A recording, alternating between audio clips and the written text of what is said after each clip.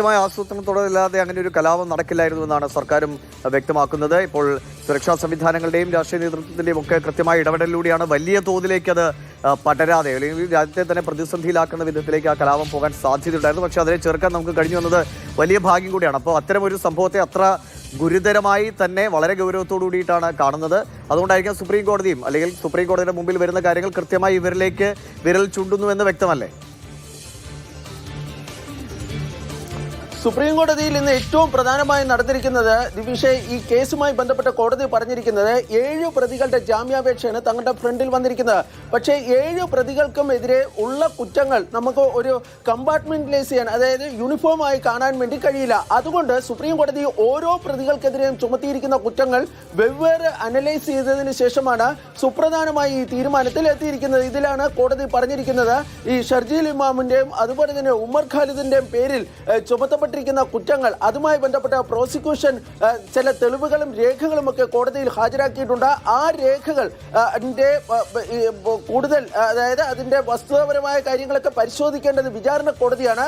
എന്നിരുന്നാൽ പോലും ഈ ഡൽഹി കലാപവുമായി ബന്ധപ്പെട്ട് 2020 രാജ്യം നടുക്കപ്പെട്ട ഡൽഹി കലാപവുമായി ബന്ധപ്പെട്ട കേസിലെ ഗൂഢാലോചനയിൽ ഇതിന്റെ ഭാഗമായി നടന്ന പ്ലാനിംഗ്, അതുപോലെ തന്നെ അതിന്റെ ആസൂത്രണം, അതുപോലെ അതിനുവേണ്ടി ആളുകളെ ഈ മൊബിലൈസ് ചെയ്യുക തുടങ്ങി നിർണായകമായ പല കാര്യങ്ങളിലും ഈ ഷർജീൽ ഇമാമിന്റെയും അതുപോലെ തന്നെ ഉമർ ഖാലിദിന്റെയും പങ്ക് വ്യക്തമാക്കുന്ന രേഖകളും തെളിവുകളുമാണ് തങ്ങളുടെ ഫ്രണ്ടിൽ എത്തിയതെന്നാണ് കോടതി ചൂണ്ടിക്കാണിക്കുകയും ചെയ്തിരിക്കുന്നത്. ഈ സാഹചര്യത്തിലാണ് ഇരുവരുടെയും ജാമ്യം നിഷേധിച്ചുകൊണ്ട് സുപ്രീം കോടതി ഇപ്പോൾ ഉത്തരവ് പുറത്തിറക്കിയിരിക്കുന്നത്. പക്ഷേ ഞാൻ നേരത്തെ പറഞ്ഞതുപോലെ തന്നെ മറ്റ് 5 പേർക്ക് സുപ്രീം കോടതി ജാമ്യം അനുവദിക്കുകയും ചെയ്തിട്ടുണ്ട്.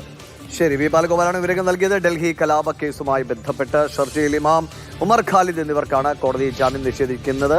കൃത്യമായ പങ്ക് ഇവർക്ക് ഇതിലുണ്ട് എന്ന് സുപ്രീം കോടതി നിലവിലെ സാഹചര്യത്തിൽ വിലയിരുത്തുക തന്നെയാണ്. മറ്റ് ആകെ 7 പേരുടെ ജാമ്യാപേക്ഷയാണ് കോടതിക്ക് മുമ്പിൽ വന്നത്. എല്ലാവരെയും തുല്യർ എന്ന നിലയിൽ കാണാൻ കഴിയില്ല ഈ കേസിൽ എന്നതാണ്. അതുകൊണ്ടാണ് 2 പേർക്ക് ജാമ്യം നിഷേധിക്കുക, മറ്റ് 5 പേർക്ക്. ബാക്കി ബാലു, മറ്റ് 5 പേർക്ക് എന്തൊക്കെ കർശന ഉപാധികളാണ് കോടതി മുന്നോട്ട് വെച്ചിട്ടുള്ളത്? അവർക്കും ഇവരും തമ്മിലൊരു വ്യത്യാസമായി അല്ലെങ്കിൽ ഈ കേസിലെ അവരുടെ പങ്കാളിത്തം സംബന്ധിച്ച് കോടതിയുടെ നിരീക്ഷണം എന്തെങ്കിലും ഉണ്ടായോ? ഈ ജാമ്യം അനുവദിക്കപ്പെട്ടവരും നിഷേധിക്കപ്പെട്ടവരും തമ്മിലുള്ള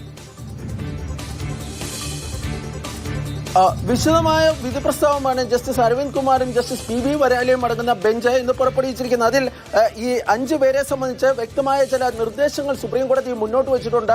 ആ നിർദ്ദേശങ്ങൾ, അതായത് വിചാരണ കോടതിക്ക് കൂടി കണക്കിലെടുക്കാവുന്ന തരത്തിലുള്ള ഈ കേസിന്റെ തുടർ നടപടികൾക്ക് സഹായകരമാകുന്ന തരത്തിലുള്ള ഈ നടപടികൾ വേണമെന്നാണ് സുപ്രീം കോടതി ഇന്ന് നിർദ്ദേശിക്കുകയും ചെയ്തിരിക്കുന്നത്. ഈ കർശനമായ വ്യവസ്ഥകളുടെ ബാക്കി ഈ വിചാരണ കോടതിയുടെ ഭാഗത്ത് നിന്നാണ് ഉണ്ടാകേണ്ടത്.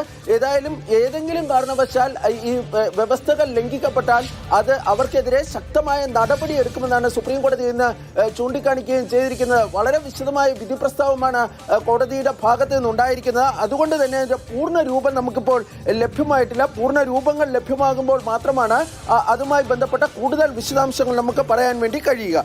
ശരി, വളരെ പ്രധാനപ്പെട്ട വാർത്തയുടെ വിശദാംശങ്ങളാണ് ബാലഗോപാൽ ഡൽഹിയിൽ നിന്ന് നൽകുന്നത്.